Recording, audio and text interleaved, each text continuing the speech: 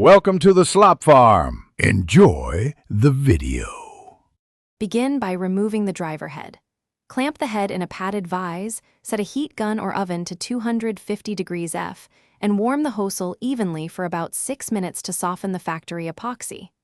While hot, attach a shaft puller and use steady two-handed pressure to extract the shaft straight out. Do not twist. Before disassembly, mark the current overall length and plan to cut the new shaft with 1/4 inch extra for final trimming and alignment. Next, fit the ferrule and prepare the hosel.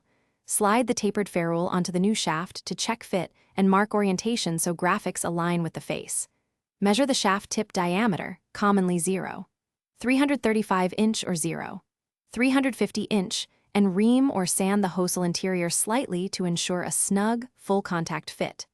Thoroughly clean both the hosel and the shaft tip with 90% isopropyl alcohol and let them dry. This removes oils and guarantees. Finally, glue, assemble, and finish. Mix 8 to 12 ml of a 2-part structural epoxy and brush a thin, even coat inside the hosel and along the first one. 5 inches of the shaft tip. Insert the shaft fully, align your orientation marks with the club face, and rotate 45 degrees during entry to expel air and prevent voids. Wipe away excess epoxy immediately. Let the assembly cure undisturbed 24 hours at room temperature, or accelerate to 2 hours at 150 degrees F. Then trim the shaft to final length and install grip.